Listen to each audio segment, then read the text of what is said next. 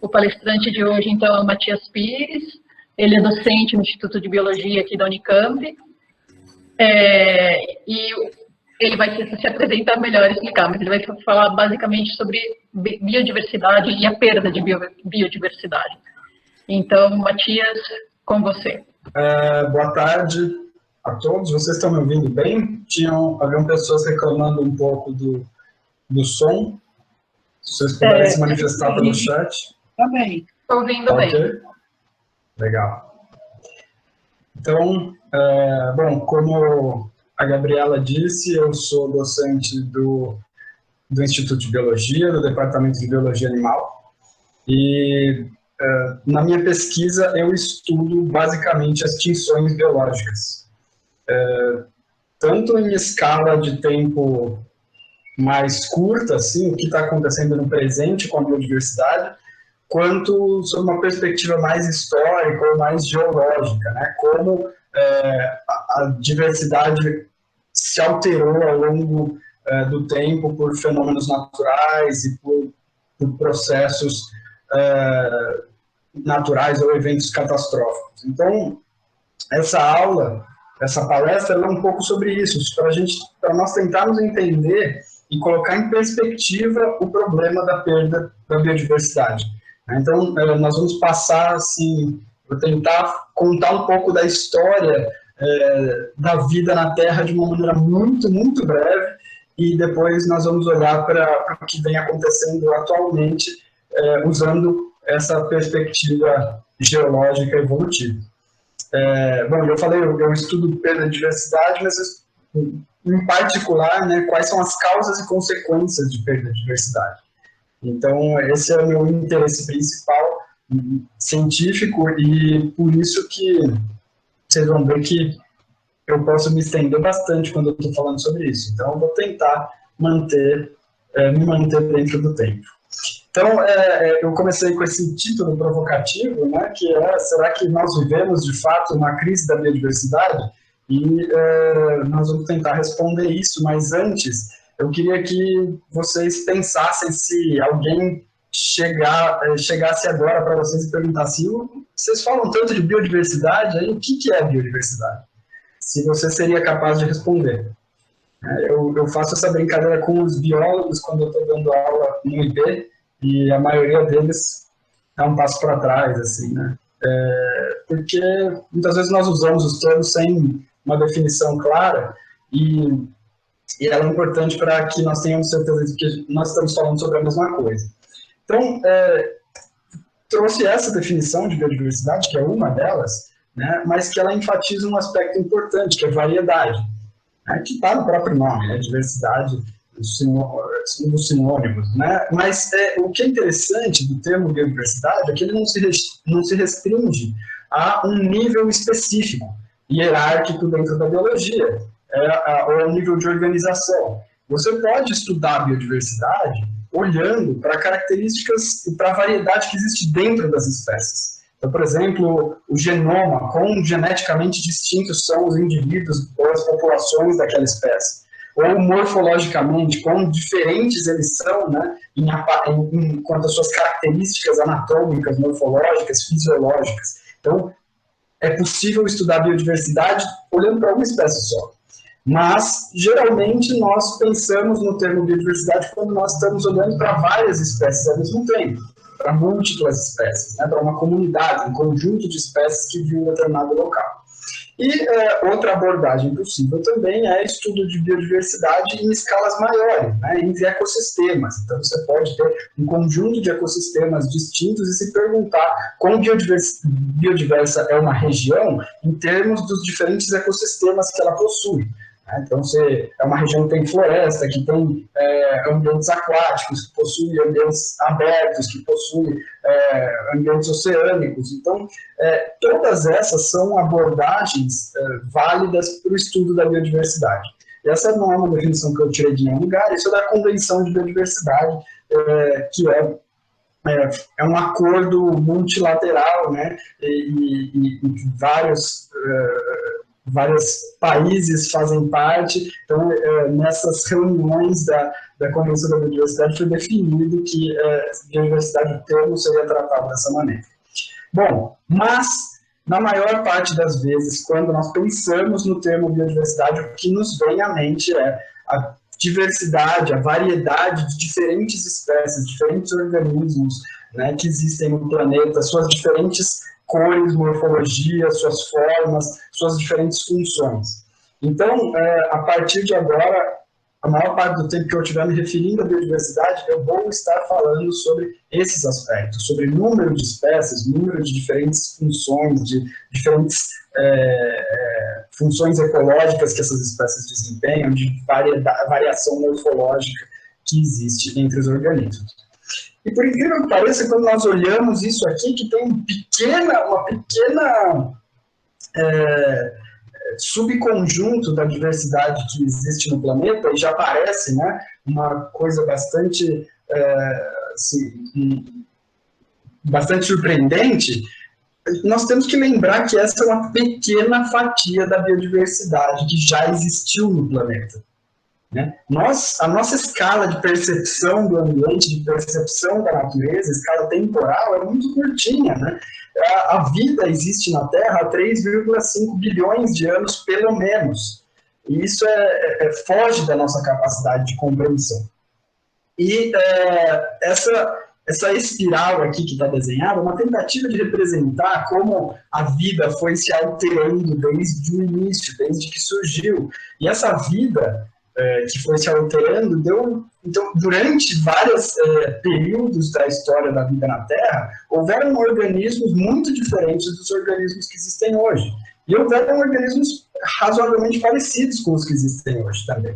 Mas é muito interessante que nós tenhamos consciência dessa nossa limitação de percepção, que nós temos o que nós enxergamos hoje é uma fatia muito pequena da diversidade que já existiu. Inclusive, nós podemos confortavelmente dizer, né, que as espécies que vivem hoje, elas representam menos de 5% de toda a biodiversidade que já existiu na história da vida. Se nós somássemos todas as espécies que já existiram ao longo desses 3 bilhões de anos, o que existe hoje é só uma pequena parcela, não, uma pequena fração dessa diversidade enorme que foi se formando ao longo do tempo, foi sendo gerada por processos evolutivos, e isso nos traz a um ponto importante, de que, bom, essas espécies foram para algum lugar, e o que aconteceu com elas é que elas se extinguiram. Então, extinção é um fenômeno natural e recorrente. E essa é uma das mensagens importantes dessa palestra. Se nós olharmos aqui essa figura, o que está representado aqui é uma árvore evolutiva, né? Um pouco diferente da que vocês talvez estejam acostumados, porque a tentativa aqui é nos dar uma perspectiva, né, de como é ampla esse processo de ramificação das árvores evolutivas. Então, aqui é como se nós estivéssemos aqui no centro dessa M-elipse, aqui nós teríamos a origem da vida, né? E a partir daí é que vão se ramificando as diferentes linhagens evolutivas e dando origem aos diferentes grupos até chegarmos nas linhagens que nós conhecemos hoje, que estão aqui na periferia dessa imagem. Alguém queria fazer alguma pergunta? Houve um microfone? Não? Bom, então, o que nós vemos nessa imagem também é que a grande maioria desses ramos, ele está podado, né? Eles param antes de chegar aqui no presente. Então, se alguém não estiver entendendo essa figura, pode me perguntar, eu tento explicar novamente, mas basicamente a gente está indo do passado para o presente, né? O presente está mais externo, o passado está internamente na imagem. Então, cada raminho aqui é uma linhagem evolutiva, e as linhagens que estão cortadas aqui, que param antes do presente, se extinguiram em algum momento. Ok? Tudo certo com essa... Eu consigo olhar aqui. Tá.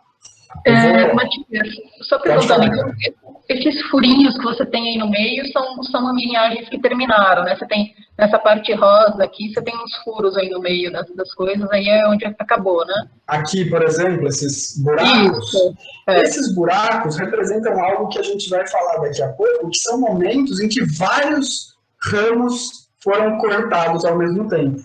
Né? Então, existem alguns momentos na história da Terra em que vários ramos simultaneamente foram podados. E a gente já vai falar mais sobre isso. Mas esse é outro padrão que nós conseguimos observar nessa imagem também. E notem que isso aqui ainda é uma simplificação absurda do que seria uma possível tentativa de fato, desenhar uma árvore evolutiva que seria muito maior que isso. Né? Nós teríamos milhões de ramos aí, dezenas de milhões de ramos. Tá? Então, bom, periodicamente eu vou olhando o chat aqui, que eu não tenho acesso, só estou vendo a imagem da minha tela compartilhada, mas o que eu falava para vocês é que extinção é um fenômeno natural, isso está muito bem representado por esses ramos cortados. Mas isso acontece porque a Terra está mudando o tempo todo. Nós temos que lembrar e colocar toda essa história da vida na Terra em perspectiva, pensando que a forma como os continentes estão hoje, o clima atual, tudo isso é o que existe no presente, mas no passado. Então aqui vocês vão ver esse videozinho que eu vou passar, nós estamos aqui em 360 milhões de anos, tá? Só para começar em algum momento, não começar tão lá no passado, vocês conseguem perceber aqui que os continentes estão numa posição muito diferente do que eles estão hoje. E nós conseguimos ver aí as formações de calotas polares de gelo, né? A separação dos continentes, a junção de continentes. Imaginem o impacto que isso teve nos processos que deram origem ou que deram fim a certas linhagens. Então, vocês veem aqui o oceano chegando no meio da Amazônia, tinha um oceano que cortava a América do Norte, e aí os continentes foram se rearranjando e vão continuar se rearranjando no futuro. Eu ouvi um som aqui.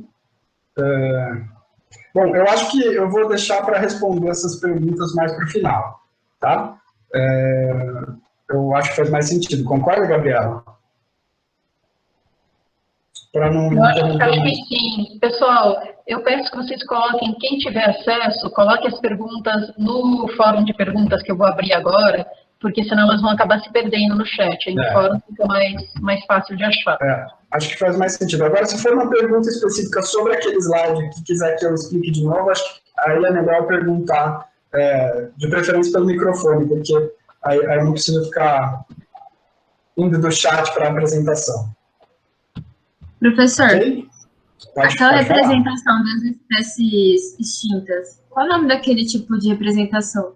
Aquilo é uma representação, é uma representação pouco acurada de uma filogenia, tá? De uma árvore evolutiva. Tá? Mas ela é mais um cartoon assim, do que uma representação cientificamente acurada. Mas é uma filogenia. Só para lembrar as pessoas que quem não está no computador não vai ter acesso ao fórum, tá? Porque tablet e celular não tem fórum. Tá. Aí vocês podem colocar no chat que eu copio lá para o fórum. Então... Legal. Bom, então, lembra que a Gabriela me perguntou sobre aqueles buracos lá? Então, aqueles buracos são momentos no tempo em que houveram episódios de muitas espécies se extinguindo ao mesmo tempo. E como nós sabemos disso? Nós sabemos porque nós temos os fósseis, né? E os fósseis, eles são um registro do que existia naquela época. Então, imagine que a gente tem um cenário assim, mas, em algum momento do tempo, né, essa biodiversidade aqui, e essa biodiversidade, quando esses organismos vão morrendo, eles vão sendo soterrados pelo sedimento, eles vão deixando fósseis, especialmente. Os fósseis não se formam à torto e à direito, tá? Precisa de condições muito específicas para fósseis se formarem, mas ainda assim, quando você tem muita diversidade, as condições certas, os fósseis vão, então, ser preservados e funcionar como uma fotografia imperfeita daquele momento no tempo. Agora, existem momentos nesse registro das rochas sedimentares que nós simplesmente encontramos pouquíssimos fósseis. E depois nós voltamos a encontrar fósseis, mas de outros organismos. Né? Esses momentos onde nós temos uma escassez de fósseis, uma escassez de vida, eles representam, eles estão nos mostrando que houve alguma coisa, que aconteceu alguma coisa.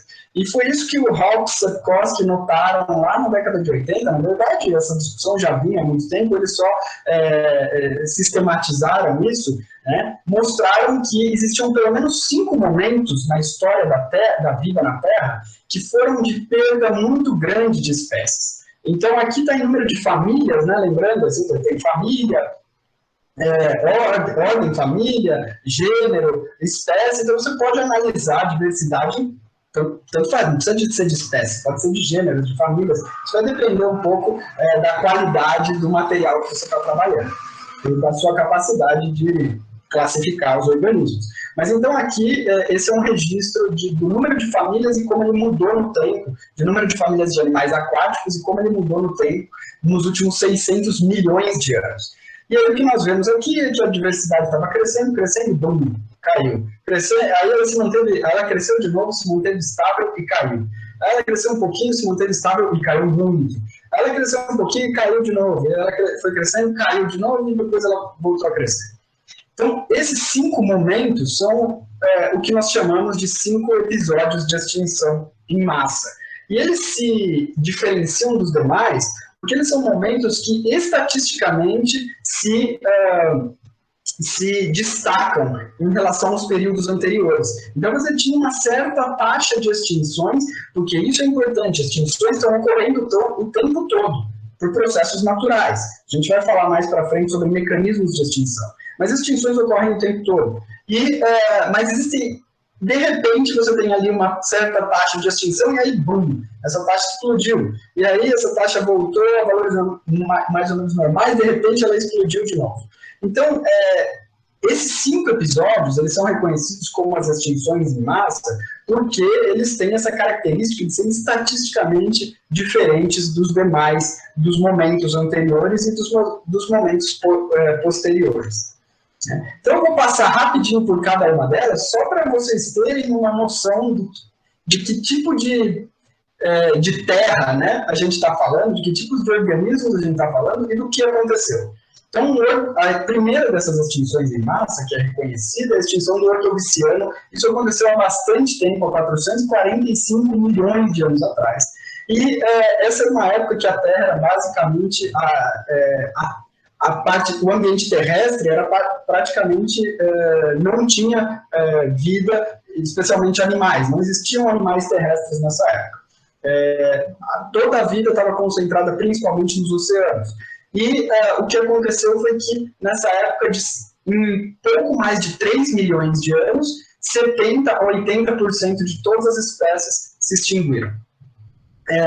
Então, notem aqui esses 3 milhões de anos. Quando nós falamos nessa escala geológica, tudo é gigantesco, né? Então, nós estamos falando aqui de episódios que aconteceram, são considerados episódios rápidos do ponto de vista geológico, mas na nossa capacidade de percepção, são episódios que demoraram bastante tempo, que duraram bastante tempo. Então, em 3 milhões de anos, de 70% a 80% das espécies, algumas delas representadas aqui, nessa figura, se extinguiram.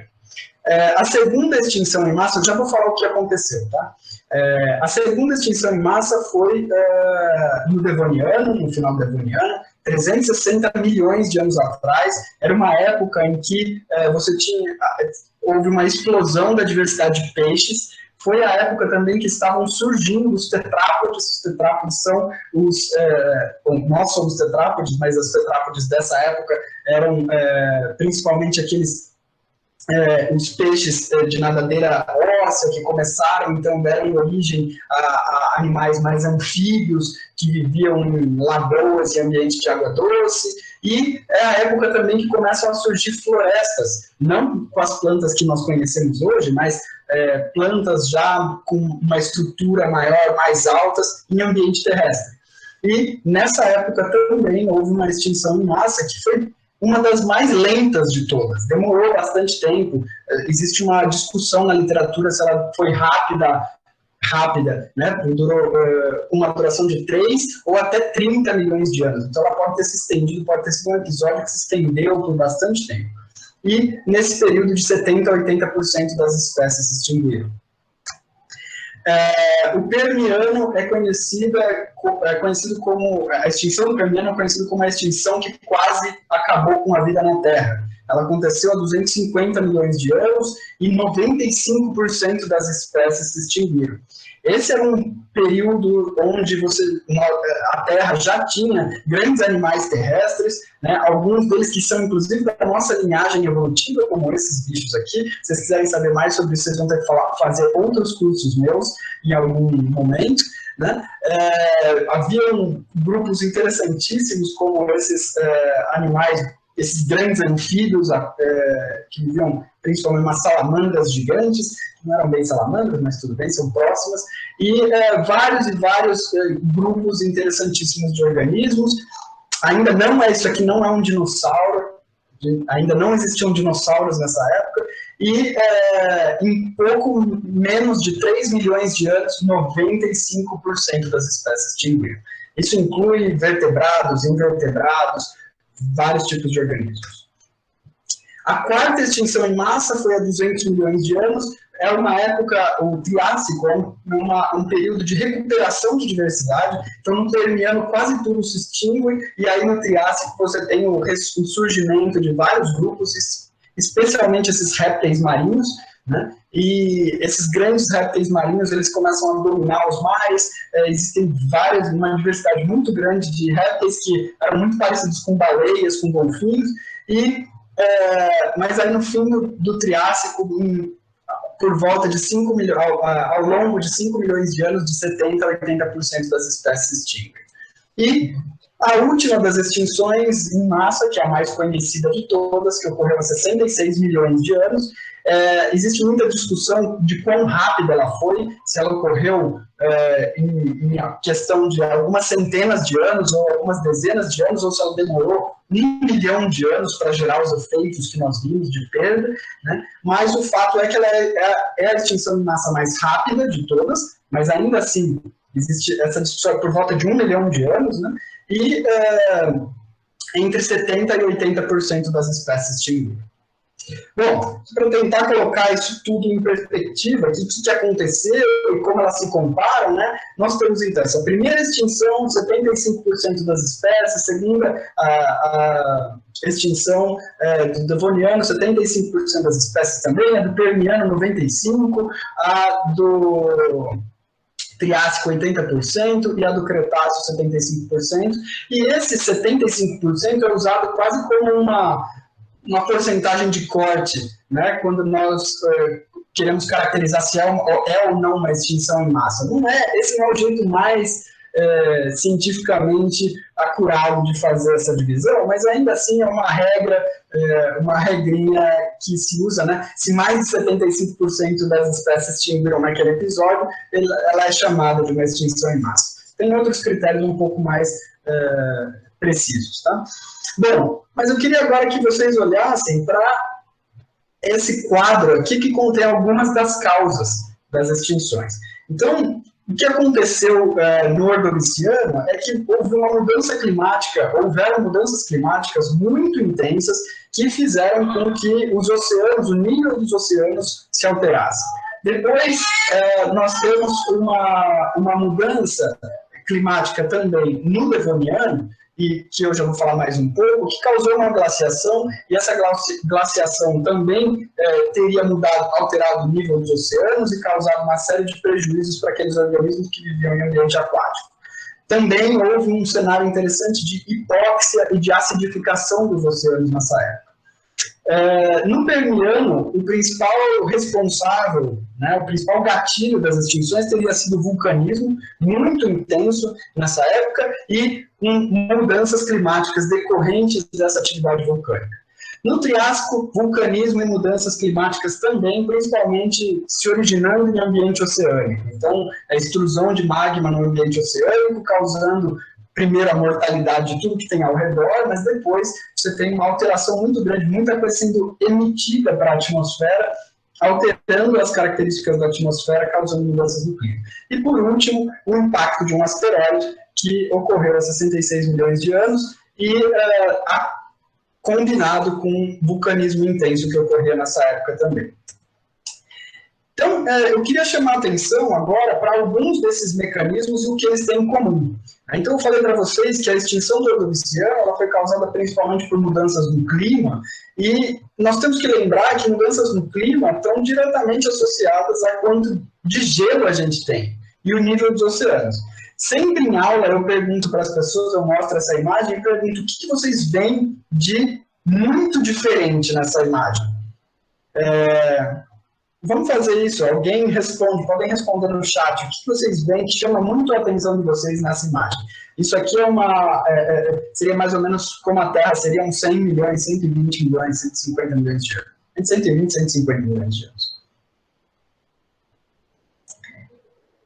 A Europa, o nível do mar, o oceano, na América do Sul, partes dos continentes cobertas por água, o Oriente, Antártica sem gelo. Alguém falou, ó, não tem gelo nos polos. Quase nunca respondem isso.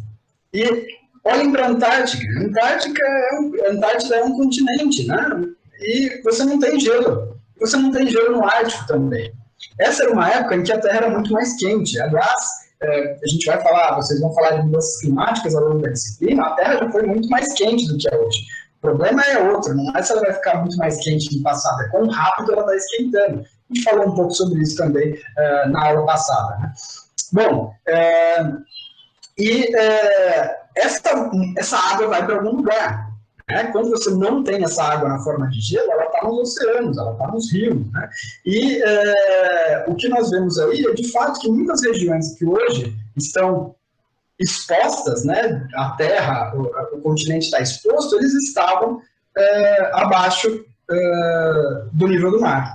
Então, o que acontece é que sempre que você tem mudanças muito grandes no clima, a quantidade de ambiente litorâneo vai mudar. Né? O que você tem ali de ambientes de mar raso, se o oceano sobe de nível, vai se tornar mais profundo. Se desce de nível, vai se tornar ambiente terrestre. E isso causa perda de hábitat para esses animais que viviam próximo ao litoral, que viviam em ambientes de mar raso, que era onde a maior parte dos animais do Ordoviciano viviam. Dos organismos do Ordoviciano viviam. As mudanças no clima, elas também alteram ambientes terrestres. Sempre que você tem uma mudança no clima, as plantas, elas vão mudar, os animais que consomem aquelas plantas vão ter que consumir outras coisas ou migrar para outras regiões. Então, essas mudanças no clima também alteram ambientes terrestres. Vocês viram lá que pelo menos 3 das extinções em massa estavam associadas a mudanças do clima. Vulcanismo, eu falei para vocês, pelo menos 2 ou 3 das extinções em massa também tinham vulcanismo associado. Mas o vulcanismo, quando nós pensamos, né, logo vem à mente, né, a explosão do vulcão, a extrusão de magma, que é muito drástico. Mas os efeitos principais do vulcanismo não são só esses, são as grandes alterações químicas que eles geram na composição da atmosfera e uma quantidade enorme de poluição atmosférica.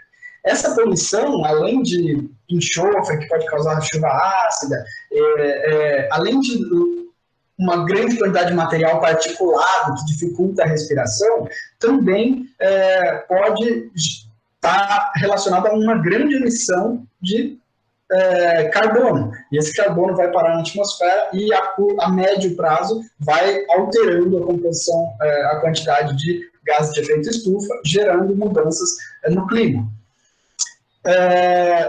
A última das extinções em massa está mais associada ao impacto de um asteroide. Assim como o vulcão, a gente pode pensar, bom, o impacto de um asteroide, aquela coisa aguda, né, abrupta. Mas o impacto de um asteroide também tem consequências indiretas importantes. Não só o impacto em si, mas você tem fenômenos sísmicos, né, terremotos, tsunamis, que são resultado do impacto. Você tem poluição atmosférica, porque grande parte do material na região que sofre impacto, isso vai ser ejetado para a atmosfera e pode ficar em suspensão ou pode começar a cair. Inclusive, tem algumas evidências de que logo depois do impacto houve uma chuva de rocha derretida. Não era bom estar vivo há 66 milhões de anos logo depois do impacto, mesmo se você estivesse distante da área do impacto, que foi mais ou menos onde é o México, uma região do México hoje, no litoral do México. Esse impacto teve consequências para o clima também, porque uma grande quantidade de material ejetado, isso ficou ali em suspensão, impediu a entrada do sol, então o clima teria ficado mais frio, a entrada de luz teria diminuído, isso teria gerado um colapso generalizado dos ecossistemas, porque sem luz as plantas não fazem alimento, e aí as teias tróficas colapsam. Bom, mas se nós tivéssemos que unir todos esses grandes fenômenos e pensar deles de maneira mais geral, o que esses fenômenos geológicos e climáticos estão causando são mudanças na disponibilidade e qualidade de habitat, né? Alguns, como o vulcanismo e asteroides, eles simplesmente estão obliterando o habitat, estão destruindo, indisponibilizando o habitat. Mas, quando você tem mudanças no clima, né, ou consequências como emissão de poluentes, o que está acontecendo é que a qualidade do habitat está piorando para algumas espécies. E essa piora pode fazer, então, com que as populações dessas espécies comecem a entrar em declínio. Nós vamos falar mais um pouco sobre os problemas das populações irem entrando em declínio, que pode parecer óbvio, né? Quanto mais próximo do zero uma população chega, maior a chance dela bater no zero. E se uma espécie chegou no zero, não tem como voltar, né? Não tem de onde virem novos indivíduos daquela espécie. Se a população se extingue, se a espécie se extingue, ela se extinguiu. Se uma população só daquela espécie se extingue, você ainda pode ter migração, chegada de novos indivíduos, e ela pode se restabelecer. Agora, quando a espécie se extingue, ela se extingue. Agora, o porquê de eu ter trazido esses exemplos e essa perspectiva mais geológica e evolutiva é porque, se nós queremos entender o que acontece no presente, a magnitude do que acontece no presente, nós precisamos ter um referencial. E o nosso referencial é o que aconteceu no passado.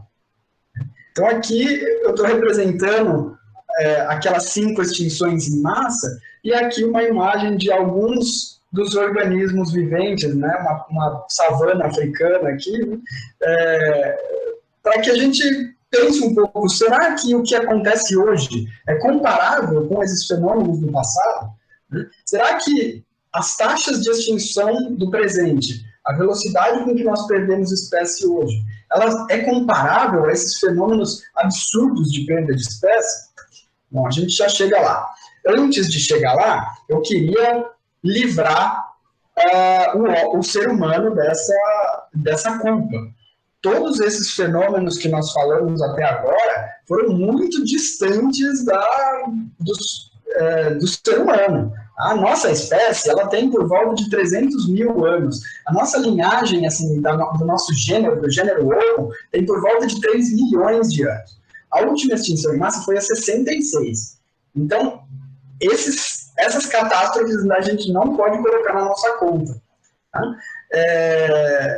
Então, Homo sapiens surge por volta de 300 mil anos em algum lugar da África. Hoje existe discussão se foi no norte da África ou o consenso até pouco tempo atrás era aqui no leste da África. E o ser humano, então, começa a expandir sua distribuição por volta de 60 mil anos atrás. Muito rapidamente, os seres humanos, os Homo sapiens coloniza a Ásia, o Sudeste Asiático e a Oceania. Por volta de 50 mil anos atrás, já existem Homo sapiens vivendo na Austrália. Por volta de 45 mil anos, nossa espécie, nossos ancestrais chegaram na Europa.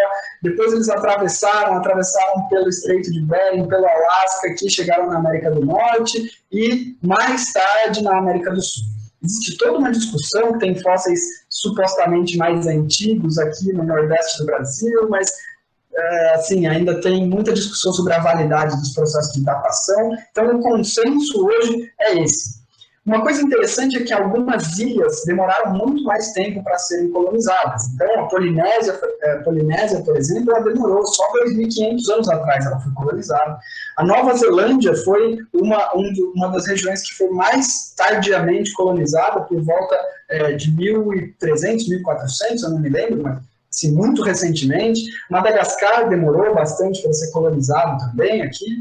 Então, a nossa espécie foi se espalhando pelo mundo inteiro. Hoje nós estamos em todos os lugares. Mas esse foi um processo que começou então há 60 mil anos. Notem a diferença de escala. Nós estávamos falando de milhões de anos, agora nós estamos falando de dezenas de milhares de anos. Bom, vocês podem imaginar que há 60 mil anos as coisas não eram exatamente do jeito que elas são hoje, quando nossos antepassados estavam chegando nos continentes. Essa imagem aqui, por exemplo, seria mais ou menos o tipo de paisagem, o tipo de biota, né, de organismos que os nossos antepassados encontraram quando chegaram na América do Sul. A América do Sul, ela até 10 mil anos atrás, era extremamente rica em grandes animais, que nós chamamos de megafauna. Essa megafauna do Pleistoceno, talvez vocês já tenham ouvido esse termo.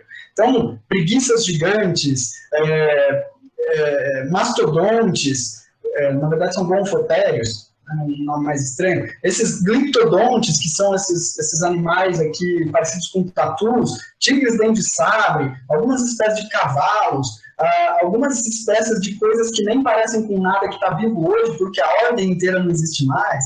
Mas esses animais, eles eram comuns na América do Sul. E, na verdade, grandes mamíferos eram comuns no planeta inteiro, quando o ser humano começou essa expansão. Você tinha grandes animais na América, grandes mamíferos na América do Norte, grandes mamíferos na América do Sul, grandes mamíferos na Europa, os mesmos na África, na Austrália, e o que aconteceu foi que sobraram esses. Tá? Só nas Américas foram mais de 100 gêneros, então várias espécies, né, porque cada gênero pode conter várias espécies, foram 100 gêneros de grandes mamíferos que se extinguiram.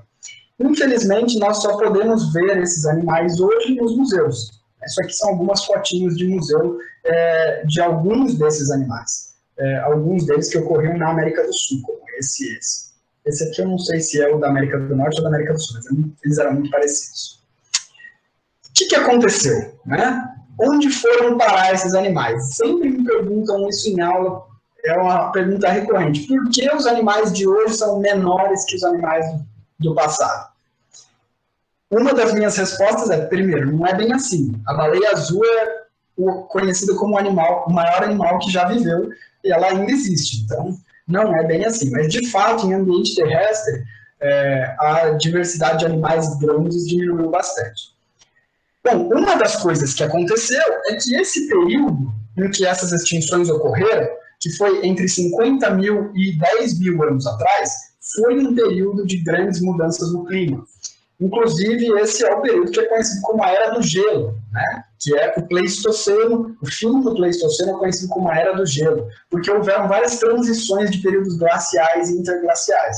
A temperatura chegou a ser 10 graus a menos do que ela é no presente, em média, e em alguns momentos foi até um pouquinho maior. Então você tinha uma flutuação muito grande. Nos últimos 500 mil anos, a flutuação climática era muito grande.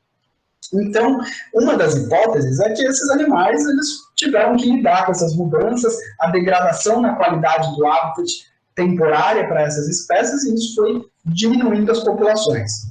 Mas outra coisa que aconteceu, bem nessa faixa temporal, entre 50 mil e 10 mil anos atrás, foi que os seres humanos chegaram em todos os continentes. E os seres humanos, nós temos várias evidências de que interagiam com esses organismos. Nós temos pontas de flecha, nós temos marcações nos ossos de vários desses animais da megafauna, mostrando que as pessoas daquela época exploravam, né, os recursos desses animais, né, exploravam como recurso esses animais. Então, uma coisa que é uma evidência muito grande de que seres humanos tiveram algum papel nesse processo é que existe uma congruência temporal muito grande entre a chegada dos seres humanos e as extinções. Então, os seres humanos chegam por volta de 50 mil anos atrás na Austrália. Isso aqui é um infográfico, eu sei que é meio difícil de ler, mas depois vocês podem olhar no PDF. Né? Tem a Austrália chegada por volta de 50 mil anos atrás, e aí por volta de 40 mil anos atrás, todas essas espécies representadas aqui, e várias outras se extinguiram. Então, não passou de 10 mil anos de coexistência. Os seres humanos chegam por volta de 30 mil anos atrás, ou entre 30 e 13 mil anos atrás nas Américas, né? Isso aqui só está estendendo um pouco para o passado, né? Lembrando que esses processos históricos e paleontológicos sempre tem uma incerteza grande quanto à datação. Mas então a gente tem aqui em algum momento, entre 30 mil e 13 mil anos, os seres humanos chegam, e por volta de 13, 12 mil, a maioria dessas espécies aqui na América do Norte estão extintas e na América do Sul também. São muito mais que essas, tá? Aqui só estão representadas algumas por motivos de visualização. Depois nós temos a chegada dos seres humanos nas ilhas. E como essa chegada foi muito mais tardia, e as extinções de grandes animais nas ilhas foi muito mais tardia. Então você tinha as moas, que eram essas grandes aves na Nova Zelândia, por exemplo, e elas só são extintas depois que os seres humanos chegam lá. Então, essa congruência temporal entre a chegada dos seres humanos e a extinção de grandes animais, ela sugere, é uma indicação muito grande de que os seres humanos tiveram algum papel nessas extinções. De fato, quando a gente usa modelos para estimar se o ser humano é um bom fator de explicação das mudanças nas taxas de extinção, o que a gente encontra é que para a maioria dos continentes, sim. Na Ásia, a Eurásia é uma exceção. Tá? Você tem a chegada do homem na Eurásia e só bem mais tarde é que as taxas de extinção começam a mudar. Então, o que a gente está vendo nessa figura são as taxas de extinção em vermelho, em pretos a riqueza, número de espécies de grande porte, e aqui em verde, essa barrinha é o momento de chegada do homem, do ser humano. Então aqui, Austrália, seres humanos chegaram aqui em algum momento, e aí tem uma certa incerteza. Tem alguns autores que dizem que as extinções ocorreram só lá na frente, outros que as extinções começaram a ocorrer logo depois. Essa aqui, apesar de estar clarinho, é a que eu confio mais, pela minha leitura e o que eu venho estudando há alguns anos sobre esse tema. Na América do Norte, você tem a chegada de seres humanos, um aumento exponencial na taxa de extinção.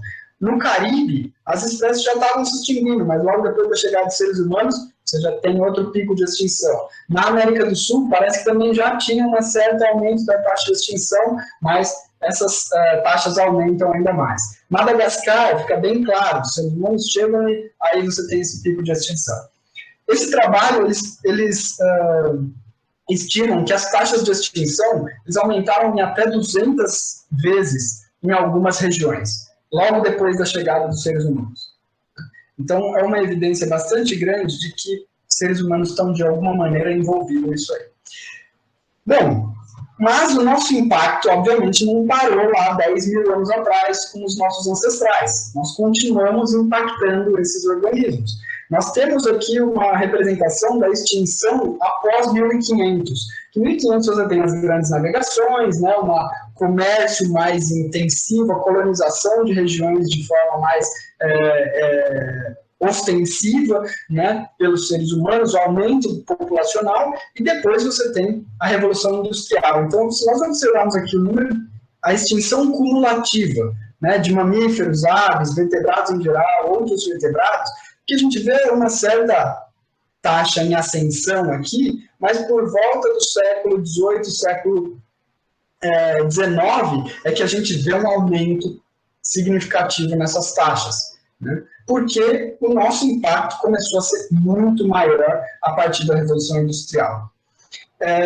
Esse trabalho é um trabalho muito influente, onde eles resolvem fazer justamente o que eu me propus a fazer aqui nessa aula, que bom, a gente precisa colocar o que está acontecendo no presente em perspectiva. Como será que as taxas e as extinções do presente se comparam ao que aconteceu no passado? Então, uma primeira maneira de olhar para isso é qual a porcentagem de espécies que foi extinta de cada grupo. Eu falei para vocês que existe esse limite arbitrário, né, de 75%. Então, é isso que está representado aqui nessa imagem, né, que é a porcentagem de espécies perdidas. Então, essa linha delimita os 75%, e aqui estão representadas as 5 extinções em massa. E aqui nós temos alguns grupos, né, mamíferos, aves, répteis. Então, esse número aqui, 22% de extinções, se nós considerarmos todas as espécies extintas desde lá do Pleistoceno, daquela época de expansão dos seres humanos. Mas só 1% se nós considerarmos só os últimos 500 anos. Né? Então, é isso que está representado por esses dois valores diferentes. Né? É se nós consideramos todo o período de expansão dos seres humanos ou só os últimos 500 anos. Então, assim, vocês podem olhar esses números e falar, bom, a gente está longe, né? Para a maioria dos grupos, nós estamos longe desse limite de 75%. Legal. Isso é bom, isso é positivo. Estar longe de extinguir 75% da diversidade de um grupo é uma boa notícia. Bom, é bom, dado que a gente se importa com diversidade. Né? Tem gente que não se importa. A gente pode conversar sobre isso em outro momento. Agora, qual é o problema disso? Qual é o problema da gente olhar só para a porcentagem de espécies extintas? Alguém? Podem falar no chat, eu estou olhando o chat agora. É válido fazer essa comparação olhando para número ou porcentagem de espécies?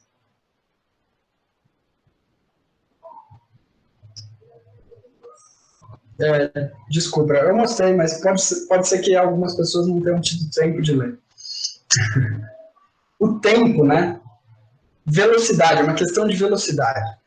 Eu falei para vocês que a maior parte daqueles episódios que nós estávamos olhando lá ocorreram ao longo de milhões de anos.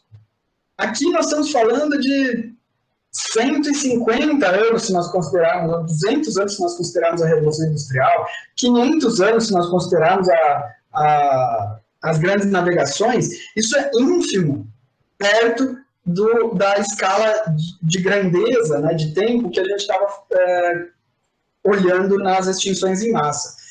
Então, nós precisamos corrigir esses valores. E a forma de corrigir é olhar para as taxas e não para a velocidade de extinção. E quando nós olhamos para as taxas de extinção, o que nós vemos é que elas são entre 10 e 1000 vezes maiores do que as taxas nos episódios de extinção em massa. Então, essa figura é um pouco difícil de ler, eu vou tentar ajudar vocês. Tá? Então, aqui nós temos a taxa de extinção, a extinção por espécie por milhão de anos. Então, é como se nós estivéssemos somando todo o período de vida daquelas espécies e quantas extinções ocorreram dividido por esse período de existência, essa longevidade total das espécies. Né? E nós podemos fazer isso para diferentes momentos no tempo. Então, o que a gente tem aqui, essas barrinhas de diferentes cores, estão representando um intervalo de confiança, né, das taxas estimadas para aqueles períodos, né, para as extinções em massa. Então, a extinção do Devoniano foi algo aqui entre 0,01 e 1, a extinção do Triássico entre 0,1 e 1, a extinção do Ordoviciano está aqui, tem a nossa incerteza é menor, por isso que a barrinha é menor, mas em algum momento aqui, com um valor aqui de 0,1 e 1, a do Permiano, a do Cretáceo, que é a que a gente tem maior incerteza. Lembra que eu falei para vocês, tem gente que acha que isso foi muito rápido, em 100 anos, tem gente que considera todo o período ao longo de 1 milhão de anos. E nós temos então que olhar para as taxas de extinção do presente em comparação com essas. Se nós considerarmos só as espécies extintas, já extintas, que são esses círculos mais claros, a gente tem esses valores aqui para aves, mamíferos, répteis e anfíbios. Notem que esse gráfico está em escala log, então a gente está multiplicando por 10 cada tracinho aqui. Então, essas taxas, elas são 10 a 100, a 1000 vezes maiores do que algumas das extinções em massa. Se nós considerarmos um cenário onde todas as espécies que são consideradas criticamente ameaçadas vão ser extintas no futuro próximo, essa taxa aumenta. Se nós considerarmos que todas as espécies ameaçadas de extinção vão ser extintas, essas estimativas aumentam. Né? Então, isso aqui que estão representando esses pontos com diferentes cores. Mas o que é importante é que vocês percebam a diferença que a gente tem, né, desses valores em relação a esses valores aqui. Ou seja, as taxas de perda de espécies hoje são muito elevadas. E é por isso que o consenso é que nós vivemos a 6ª extinção em massa. E que muitas dessas espécies que estão representadas aqui, provavelmente nossos netos ou bisnetos não verão. Nem que seja tão longe, talvez nossos filhos não vejam. Né? Porque o processo ele é muito acelerado. É uma perda muito acelerada. Bom, eu realmente recomendo esse livro, A 6ª Extinção. É um livro bastante interessante e que passa por essas diferentes exemplos de extinções. Eu vou ter que acelerar muito, porque eu estou muito distante do final, mas vamos lá. Gabriela, não me pressione, tá? Bom, então, eu falei para vocês que a extinção é um fenômeno natural, mas as atividades humanas estão acelerando substancialmente a perda da diversidade. E isso acontece por meio de efeitos diretos, né, caça, pesca, uso comercial das espécies, derrubada de madeira, e efeitos indiretos, como queimadas, mudança no uso do solo. Hoje nós sabemos que a proporção de espécies ameaçadas ela é alta em todos os grupos. Dizer que uma espécie está ameaçada de extinção não significa nada mais do que dizer que num futuro ou muito próximo ou relativamente próximo pode se extinguir, né, num horizonte de 100 ou 50 anos, que na escala que a gente estava vendo temporal é muito pouco. Então, hoje, 1/8 de todas as aves estão ameaçadas de extinção, 1/4 de todos os mamíferos estão ameaçados de extinção e quase metade dos anfíbios estão ameaçados de extinção. Quem faz essa avaliação é a IUCN, que é um órgão muito importante, que conta com a colaboração de milhares de cientistas, e vocês podem entrar no site, procurar ali sua espécie favorita e descobrir qual é a situação dela. Eu venho falando a maior parte do tempo aqui de animais, né? Esse é meu viés. Eu sou do Departamento de Biologia Animal, mas eu estudo interações, então eu acabo estudando bastante as plantas também, mas as plantas também estão em extinção, e no ano passado houve um estudo bastante interessante, um relatório mostrando que 2 em cada 5 espécies de plantas estão em processo de extinção. Então, isso também se estende para outros grupos. Tem grupos, por exemplo, fungos, que a gente sabe muito menos sobre os padrões de distribuição, as abundâncias, como essas abundâncias vão mudando.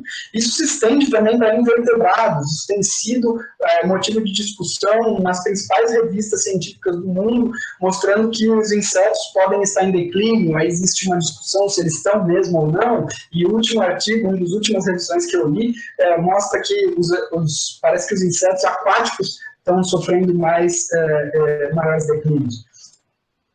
Bom, um outro problema, uma outra característica desse processo de extinção atual é que ele é muito seletivo, e ele vem causando um processo de miniaturização da fauna. Eu falei para vocês que as extinções lá do passado do Pleistoceno, né, do fim da Era do Gelo, eles foram principalmente, as espécies extintas foram principalmente as espécies grandes, tanto aves quanto mamíferos. Né? Então, esse gráfico aqui mostra a distribuição de massa corpórea dos animais que se extinguiram no Pleistoceno. A média era de 180 quilos. Né? Então eram animais principalmente grandes que se extinguiram naquela época. Aqui nós temos os animais extintos já no Antropoceno, um período mais depois, né, do Pleistoceno, depois das atividades humanas terem se intensificado, e o que a gente vê é que essas espécies têm uma média de 700 gramas de peso. Ou seja, as espécies grandes já se extinguiram lá no passado, e aí depois as espécies um pouco menores se extinguiram recentemente. E as espécies que estão ameaçadas são ainda menores, uma média de peso de 400 gramas. E as espécies que não estão ameaçadas, né, têm uma média de 60 gramas de massa. Então, basicamente, o que houve nesse processo de extinção mais recente foi que as espécies grandes foram sendo perdidas e nós estamos miniaturizando, em combinação com processos naturais, estamos miniaturizando a fauna do planeta. E é importante que a gente perceba que esse processo de extinção, nós categorizamos uma espécie como uma espécie em extinção, uma espécie extinta, quando ela deixa de existir no planeta inteiro, né? Quando ela não existe mais na natureza em nenhuma parte do planeta. Mas, mais importante do que isso é o fim do processo. O que é importante é se as espécies se as populações localmente estão em declínio ou não. Por exemplo, a gente não tem mais anta na cidade de Campinas. Ela não está extinta no planeta. Existe em outras partes do Brasil, do continente, existem a anta, o animal anta existe, mas na cidade de Campinas não existe mais. Então, aqueles papéis ecológicos que ela desempenhava, não existem mais localmente. Então, tem alguns estudos que mostram que na maior parte do planeta, as espécies estão passando por um processo de extinção local acelerada. Então, as populações localmente estão em declínio, as porcentagens são muito altas. Tá? Então, aqui a gente tem o número de espécies em declínio em cada quadrantezinho do mapa, por isso que tem esse monte de pontos aqui, então de mamíferos, de aves, de répteis, mas aqui vejam a porcentagem de aves em declínio em cada localidade. Tem lugares em que quase 80% das espécies estão em declínio. Né? Então, cada pontinho representa um ponto no mapa aqui. Né? Então, tem regiões onde 100% dos répteis estão em declínio, onde 100% dos anfíbios. Né? Isso mostra para a gente que esse fenômeno de extinção local, de declínio das populações, é muito acelerado e muito importante. Um outro estudo que é bastante interessante, que é feito regularmente pela WWF, é chamado de Living Planet Report, onde eles acompanham milhares de espécies e milhares de populações dessas espécies para entender se elas estão em declínio em relação a um referencial do passado. Então, basicamente assim, se esse valor estivesse aqui no 1, significa que as populações não mudaram desde a década de 70. Não é isso que vem acontecendo. As populações apresentam um declínio médio de 68% em relação a 1970. Ou seja, está perdendo indivíduos. As populações estão diminuindo, tem menos indivíduos dessas espécies. Esse declínio é de 39% nas espécies terrestres, 76% em animais que usam água doce e 39% em animais de água salgada. E ele é muito mais acentuado na América Latina. Na América Latina, a perda é de 94% em média. 94% em relação ao tamanho populacional que existia na década de 70. Então, são declínios muito rápidos e muito abruptos. Bom, eu falei para vocês que populações pequenas, é perigoso ter populações pequenas, não só porque você está próximo do zero, mas porque existe uma série de fatores que causam o que é chamado de vórtice da extinção de populações pequenas. Populações pequenas, primeiro que elas são mais suscetíveis a processos de estocasticidade, aleatoriedade demográfica. Né? Nesse ano todo mundo se reproduziu, mas no ano seguinte nem todo mundo vai reproduzir.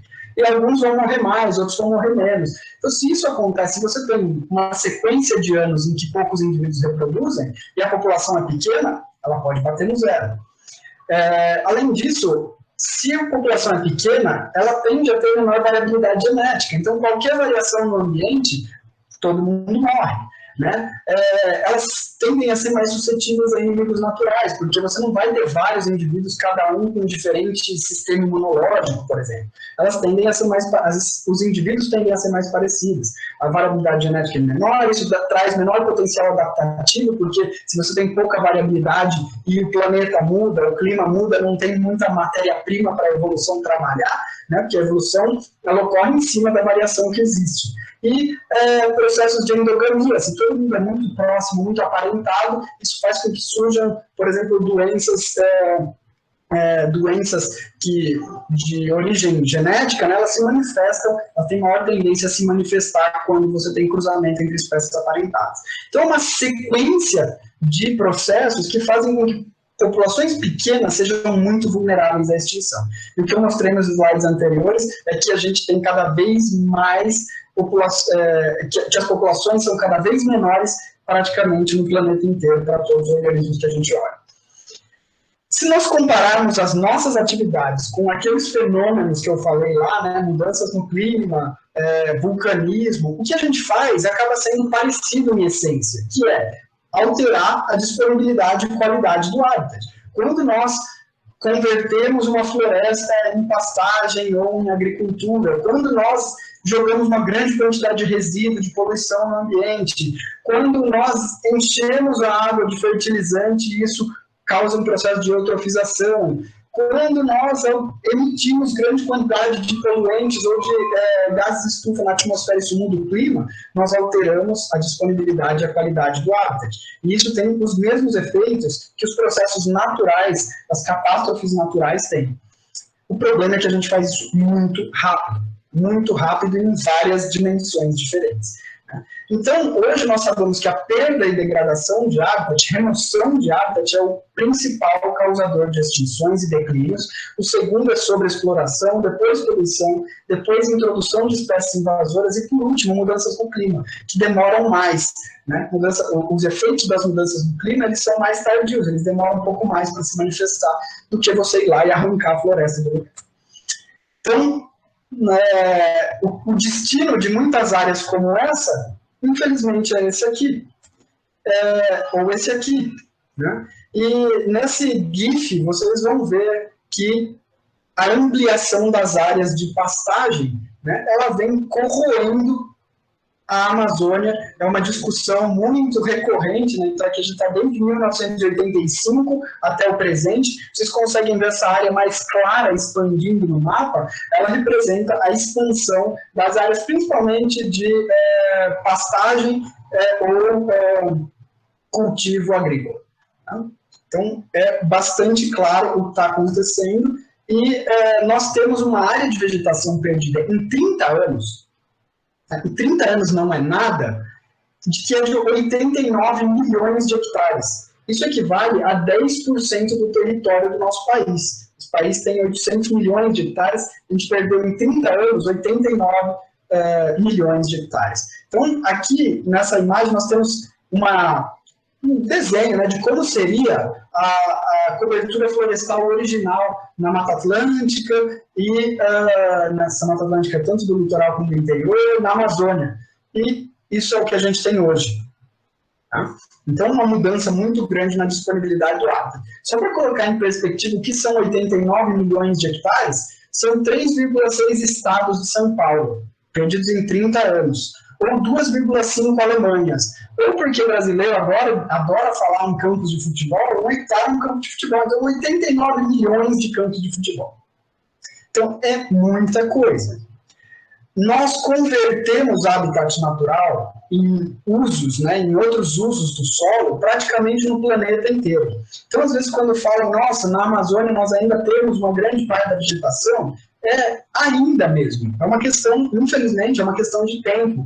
As regiões que ainda não têm algo próximo ao que seria dito como estado selvagem, né, o pouco alterado, que é o que está em verde aqui mais escuro, em vermelho é o maior nível de alteração, são as regiões congeladas, né, a Sibéria, o Canadá, a Groenlândia, os desertos, então se vocês olharem aqui, o deserto do Saara, o deserto de Gobi, o Outback australiano, e aí você tem alguns pedacinhos aqui da floresta do Congo e da Amazônia. Mas é impressionante o nível, né, quanto nós já alteramos a Terra. E, além dessa alteração de hábitat, nós sobreexploramos as espécies, seja por caça esportiva, seja por consumo, seja para questões completamente fora de propósito, que são uma tradição ou uma invenção de que uma parte de um organismo é afrodisíaca ou é medicinal, que não tem suporte nenhum científico. Nós exploramos madeira, nós vendemos os animais como pet, nós embarcamos muito mais do que a gente precisa para viver quando a gente está fazendo pesca predatória. E quando nós pensamos assim, em supressão da vegetação ou perda de hábitat, é até mais fácil de identificar, né? Você consegue, com imagem de satélite hoje, ou um sobrevoo, identificar as áreas que estão tendo uma perda de vegetação. Agora, o que a gente faz com os animais? É muito mais difícil detectar esse processo que é chamado de defaunação. Diferente do desmatamento, a defaunação é um processo crítico. Você não consegue ver, você tem que ir lá no ambiente e observar um declínio das populações, quantificar isso, é muito mais difícil. E isso, então, tem sido silencioso. Essa perda de diversidade de animais, ela é mais silenciosa que a perda de diversidade de plantas, ou pelo menos de florestas, né? De plantas também. Para alguns biomas a gente não presta tanta atenção e eles estão sendo destruídos a uma velocidade incrível.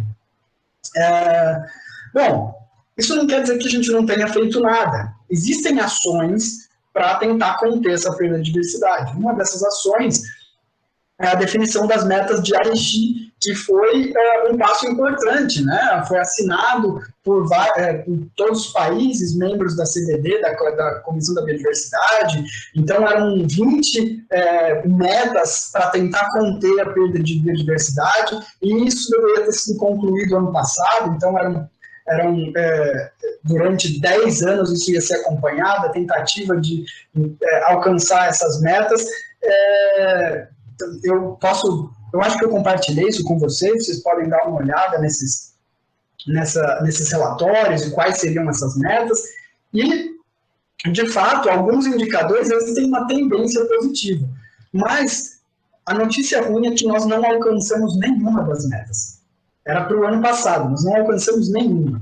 Então, algumas metas que nós chegamos mais próximo foi assim, o número de áreas protegidas, né, aumentou, a quantidade de financiamento para conservação aumentou, muitas espécies melhoraram, o nosso nível de conhecimento das espécies melhorou, então a gente sabe mais sobre o tamanho populacional, se elas estão aumentando ou diminuindo, mas por outro lado, a perda de hábitat cresceu, né? Nos últimos, principalmente entre 2015 e 2020, e 2018 cresceu bastante. O uso de agroquímicos, agrotóxicos, cresceu bastante. O status de conservação, ou seja, as espécies que estavam num certo status, elas caíram para status piores, né? Então, espécies que estavam vulneráveis se tornaram ameaçadas, estavam ameaçadas se tornaram criticamente ameaçadas. Então, em alguns poucos critérios melhoraram, mas na maioria deles piorou bastante. Bom, assim, perder diversidade não é ruim só porque a gente está perdendo organismos, mas junto com os organismos nós perdemos as interações, nós perdemos as funções que eles estabelecem nos ecossistemas naturais, isso traz prejuízos sociais e econômicos, e eu acho que a gente vai falar mais sobre isso ao longo do curso, então eu não vou me ater muito a isso. Eu só quero que vocês pensem nisso, quando você perde uma espécie ou uma população entra em declínio, tudo que ela faz entra em declínio também. Todos os processos nos quais aquela espécie está envolvida diminuem a sua taxa. E alguns desses processos são essenciais para a nossa qualidade de vida, para o nosso bem-estar, como polinização, controle de pragas, vários deles.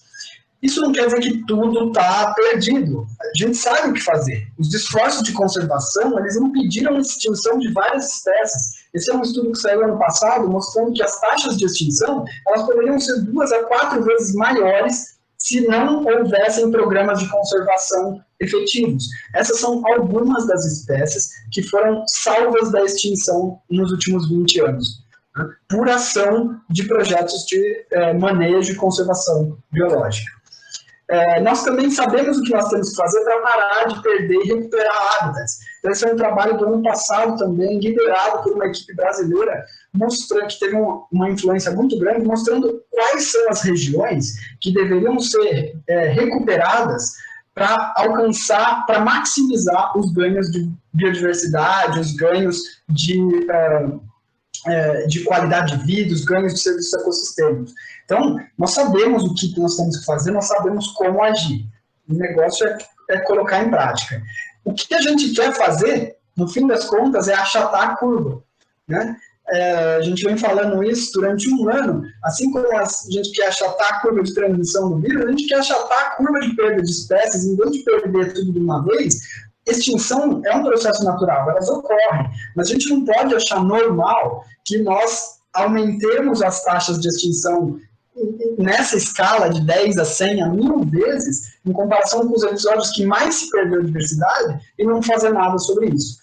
Então nós temos que achatar a curva, nós sabemos como fazer, isso envolve engajamento, envolve pressão para que a indústria se comprometa, o poder público se comprometa, para que todos estejam comprometidos em diminuir, porque senão as consequências vão ser muito pesadas para a gente também, não só para essas espécies, né?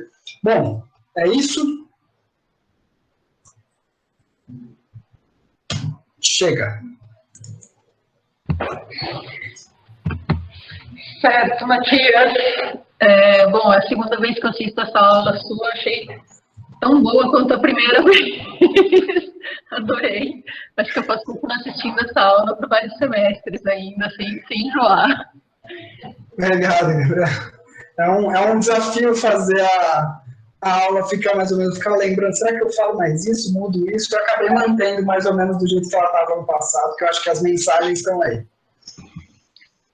Tem várias questões aqui no fórum. Eu vou ir lendo mais por uma questão de deixar gravado, tá? Porque eu não sei se isso daqui vai ficar na gravação, então eu vou só ler em voz alta aqui. Aí você vai respondendo, que acho que você tem acesso também, né? Sim. Então, vamos lá. O Rivaldo perguntou como diferenciar essas distinções da que está em curso pela ação humana. Bom, isso você já respondeu, que acho que ele mandou essa pergunta lá no início, né?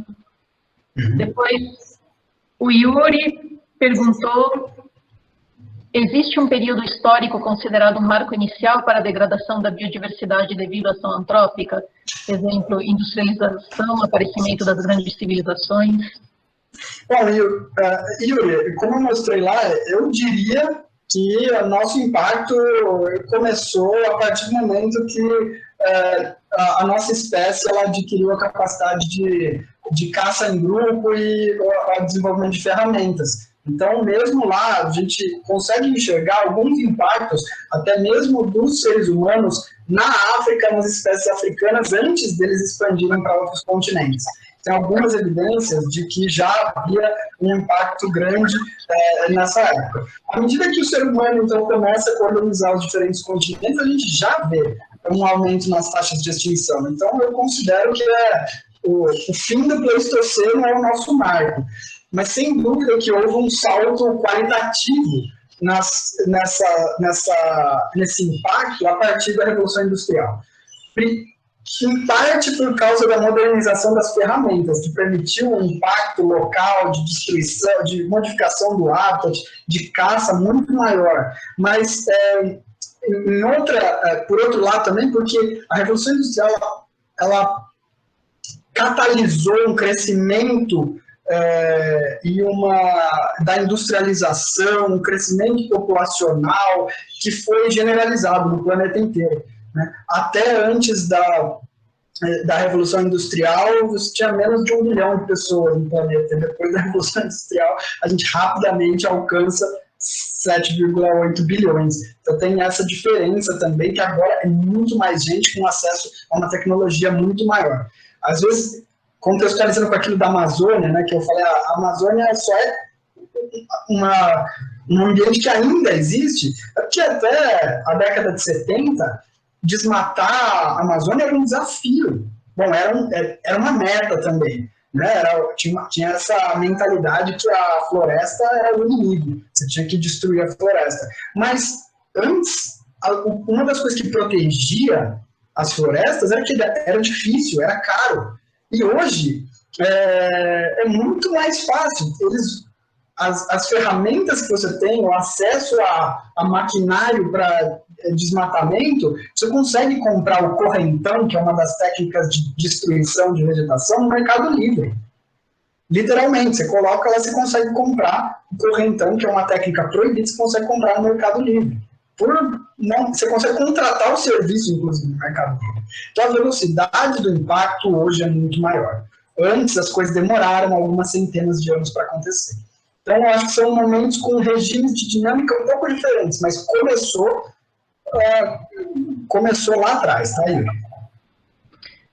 Tem uma pergunta da Larissa, perguntando como os arqueólogos estimam as extinções em massa. Os paleontólogos, tá? Porque os arqueólogos estudam especificamente questões relacionadas às civilizações humanas antigas, e as extinções em massa são mais antigas que seres humanos. Então, uma das características é simplesmente você faz uma estimativa da taxa de extinção, que é quantificado pelo desaparecimento de fósseis no registro. Você tem formas de lidar com a imperfeição do registro fóssil, quantificando o quanto de rochas daquela época existem, a taxa de preservação de fósseis, então isso entra como fator de correção nesses modelos que estimam a extinção, mas então você estima uma taxa de extinção, e a partir das taxas de extinção, que é chamada extinção de fundo, que sempre existe extinção. Eu falei para vocês, a extinção está ocorrendo o tempo todo, mas você compara, então, se aquela taxa de extinção naquele momento, ela representa uma mudança qualitativa no regime dinâmico de extinção em relação ao momento anterior. Quando isso acontece, e é grande o suficiente essa diferença, isso é classificado como extinção em massa. Ficou claro, Larissa? O Matheus está perguntando se existem hipóteses, estudos que tentam explicar os motivos das atividades vulcânicas aumentarem em proporções tão altas. Acho que naquela época das extinções devidas às atividades vulcânicas, né? Então, Matheus, dado tempo suficiente, esses fenômenos acontecem. Tá? É igual, dado tempo suficiente, um asteroide bate na Terra, dado tempo suficiente, um vulcanismo de grandes proporções acontece. Ali, o vulcanismo do Triássico, em particular, ele está associado com grandes separações das placas tectônicas, e é interessante, inclusive, você ver que os locais onde houve maior extrusão de magma e depósito de material ígneo, né, material de origem interna da Terra, são nas bordas dos grandes placas tectônicas. Então foi bem na separação dos continentes, isso estava embaixo do oceano, e aí você teve extrusão de magma no oceano, causando aumento da temperatura local, aumento da acidificação e emissão de gases que depois eles saem no oceano, mas depois vão para a atmosfera. Então, isso é simplesmente assim, são fenômenos geológicos que acontecem, não tem um motivo. Às vezes, um impacto ele pode ocasionar também vulcanismo. Existem algumas hipóteses de que o vulcanismo que existiu lá há 66 milhões de anos, ele foi um resultado do impacto do asteroide. Mas tem outros pesquisadores que dizem que não, que foi o contrário. Já estava acontecendo vulcanismo e aí, impacto duplo, caiu um asteroide e os dinossauros não tiveram a menor chance. Matias, eu tinha justamente uma pergunta sobre isso, que é a próxima no chat, que então, de fato, esse asteroide caiu, isso se sabe? Porque hoje, eu ouvi dúvidas a esse respeito, né? Se eu interromper você, eu estou com um delayzinho, então às vezes eu achei que você tinha parado de falar. Não, então, Gabriel, hoje é bem aceito, muito bem aceito, porque isso assim, até a década de 80 tinha alguns autores sugeriam e outros falavam, não, isso não tem nenhuma evidência. E aí teve um trabalho que foi muito importante dos Álvares, que mostraram que existia uma camada de irídio, que é um elemento muito incomum na Terra, mas muito comum em asteroides e em objetos extraterrestres. E eles notaram que existia uma camada de irídio num depósito de rochas dessa época na Itália. E eles fizeram várias previsões. Se existe isso aqui nessa camada, nós sugerimos que deve existir em todos os depósitos, porque a hora que o asteroide bateu, ele deve ter sido pulverizado, criou uma ejeta de material, esse material então choveu de volta na Terra e se depositou. E aí, logo depois, vários trabalhos mostram que você tem no planeta inteiro essa camada de irídio bem nos 66 milhões de anos. Depois foi feita uma estimativa de qual seria o tamanho da cratera. E aí todo mundo fala, poxa, mas se tivesse esse impacto, teria uma cratera e não tem cratera. E aí alguns anos depois encontraram uma cratera, a cratera está lá no Yucatán, em Yucatán, no México. Essa cratera ela tem exatamente o tamanho que eles tinham predito, ela tem a profundidade que eles tinham predito, elas têm as características que eles tinham predito, que é uma formação de um quartzo que só é formado com altíssima energia. Hoje, as pessoas estão escavando essa cratera, então tem um grupo multi-institucional, aí, várias universidades escavando o local do impacto para ver o que aconteceu logo depois do impacto. Eles estão descobrindo coisas muito interessantes. Por exemplo, que alguns organismos microscópicos rapidinho já colonizaram aquela região, o que é surpreendente. Então, teve um impacto, parece que causou uma cratera de uma profundidade de quase 20 quilômetros. E aí, quando eu falo isso, me perguntam, poxa, mas no oceano as regiões mais profundas têm 11 quilômetros, né, 10 quilômetros, mas porque aí você tem deposição de material, né, tem 66 milhões de anos de deposição de sedimento ali. Então, aquilo foi preenchendo. Mas a cratera está lá e é bem delimitada, hoje se sabe muito mais. Então, as evidências foram acumulando e hoje, assim, existe disputa, assim, qual foi o tamanho do tsunami que foi gerado pelo asteroide, mas a disputa se teve o asteroide ou não, que ele teve impactos gigantescos, já não faz mais muito parte do debate. A ciência é sensacional, né? Basicamente.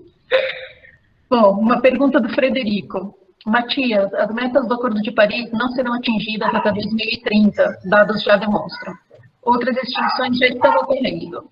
Pergunta, quais estratégias científicas e políticas precisam ser praticadas para que possamos frear o aquecimento global causado pela humanidade e outros efeitos nefastos? Assim, Frederico, a ciência, ela está feita e está sendo feita.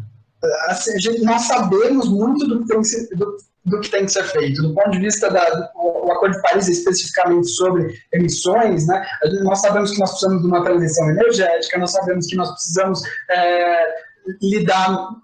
mudar nosso padrão de consumo, nós sabemos que a gente tem que cobrar as grandes corporações para emitir cada vez menos de fato, nós sabemos que nós temos que usar cada vez menos plástico e algum tipo de material alternativo, tem muita gente fazendo pesquisa com isso, então assim, as soluções científicas já estão na mesa, e cada dia mais tem mais soluções, tem essas estratégias de captura de carbono, que eu acho meio maluquice, mas que tem outras coisas muito mais viáveis, né, eu acho, né, tem a mesma coisa para as extinções, né, nós sabemos que nós temos que parar imediatamente a perda de habitat, nós sabemos quais são as regiões que nós temos que recuperar, nós sabemos como manter as espécies em cativeiro e manter as populações saudáveis e reintroduzi-las na natureza.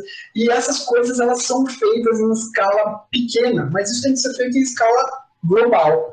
Esse é o ponto, né? A estratégia política é levar isso muito a sério. Não tem outro... O primeiro passo político é que as pessoas levem isso a sério. É que isso seja que uma mudança nos padrões de emissão, contenção das emissões de gases e que contenção da perda de biodiversidade seja uma agenda política. Tem que ser, globalmente.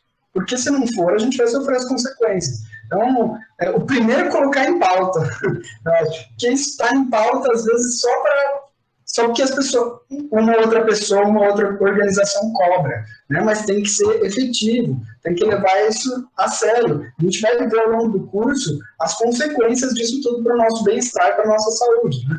Então, não pode ser só um discurso, tem que ser efetivo, tem que ser efetivado. Então, acho que é isso. Não sei se eu respondi, eu só girei em torno da pergunta. Acho que a Emília quer comentar. Emília, você quer fazer um comentário? Bom, Matias, foi uma delícia. Eu acho que, assim, como foi a segunda vez, não teve aquele impacto da primeira, não pude me deliciar muito mais. A aula foi realmente uma delícia.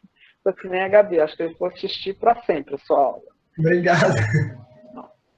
Mas tem uma variável no mundo, as cidades. E hoje está ficando muito comum, quando se discute cidade, de tentar esverdear a cidade, achando que ao esverdear a cidade isso vai evitar, ou vai promover a biodiversidade, ou vai evitar esse cataclismo que você está mencionando, que não é bem assim, né? E quando as pessoas primeiro falam em esverdear a cidade tem que ser verde, ela não pode ter fauna, né? Porque ninguém quer a fauna que não é legal, todo mundo quer o cachorrinho, o gatinho. Campinas, inclusive, tem uma coisa completamente sem sentido na lei orgânica, porque lá diz que não pode se fazer nenhum tipo você não pode fazer nada de mal. Tem um termo técnico, desculpa, eu pensei nisso antes e sumiu agora. Com qualquer espécime vivente da fauna no município. E quando os vereadores aprovaram isso, eu falei, gente, isso faz sentido. Imagina, o pessoal da Associação de Pets veio aqui, os cachorros, os gatos, os burros, eu falei, e o mosquito, Formiga. as cobras, escorpião. Não, isso não tem nada a ver com o que a gente escreveu. Eu falei, tá. Então tá lá na lei orgânica da cidade, né? Que não pode tocar em qualquer espécie da fauna que viva em Campinas. Legal, vou começar a processar as pessoas. Mas Bom você tem saber. hoje duas coisas que se fala muito. Uma é esverdear a cidade, uma está ficando muito comum, né, na gestão de cidades do Brasil, falar em corredor ecológico. E aí as pessoas começam a criar corredores e fechar os espaços dentro deles mesmos, né? E imaginando, por exemplo, tem uma proposta em Campinas que vai se fazer uma travessia de fauna naquela avenida que vai da Unicamp para o Shopping Dom Pedro. Sério que ali, com a quantidade de trânsito que tem ali é um lugar ideal para fazer uma travessia de fauna, porque vão fazer um corredor ecológico que ele vai fechar em volta da Fazenda Argentina, você fecha um trecho, né, da bacia do Ribeirão das Pedras. O que significa isso? Entendeu? Eu queria, assim, você como biólogo, porque normalmente essa discussão se dá muito dentro com os urbanistas, com os engenheiros florestais, né? E eles estão achando que isso é uma solução, isso é uma coisa, tá? Porque tem um problema, principalmente com a fauna de saúde pública, como é que a gente lida com isso? O que significa esse esverdeamento? Porque as florestas urbanas, elas não são pensadas como mata nativa. Porque se for mata nativa, vai virar PP, vai virar unidade de conservação, e isso começa a virar um problema na cidade.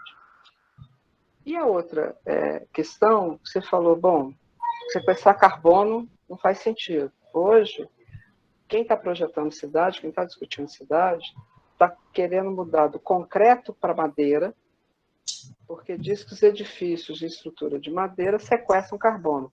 Problema resolvido. Sim, isso não é brincadeira, isso tem toda uma corrente na área de arquitetura, de engenharia, o pessoal está fazendo muita pesquisa nisso. Sequestrar carbono, trazendo agora, tratando a madeira, para a madeira ficar tão boa, né, quanto seria ter um concreto ou um aço, fazendo a estrutura dos edifícios, e estão projetando edifícios já de 15 andares, como sequestro de carbono. Eu acho que a ideia é de estoque, né? Aquilo vira um estoque de carbono, né? Porque ele vai puxar, a gente diz que o sequestro é quando extrai da atmosfera, né? O termo que está sendo usado é de sequestro. Então, tá errado. Eu estou usando porque esse é o termo. Não você, tá? Eles, né? Não, sim, mas eu sei que não estão sequestrando, eles na realidade estão estocando. Mas o termo usado é muito de sequestro, porque, pelo menos, quando você vai ver os projetos internacionais de grandes empresas de arquitetura e engenharia, estão falando nessa possibilidade como uma possibilidade de sequestro. E aí tem toda uma tendência agora de que se você é um cara preocupado com a questão ambiental, você vai pensar em edificações com madeira. Inclusive, ao esverdear a área onde você está urbanizando, você esverdeia com madeira, que você pode depois utilizar para continuar a construção, a ampliação daquela área que você começou a urbanizar. Só queria que você comentasse um pouco sobre isso. Tá, muito legal. Duas perguntas bastante interessantes, Emília. Porque, assim, eu vou começar pela segunda, tá? O que eu quis dizer com essas técnicas de sequestro de carbono foram essas estratégias artificiais de, por exemplo, pegar da atmosfera direto, você cria um equipamento que vai sugar carbono. O problema é que o carbono está na atmosfera inteira e comparar a concentração é muito baixa. Vai ser ínfimo o impacto que isso vai ter, a não ser que nós criássemos assim, uma estrutura absurda de captação.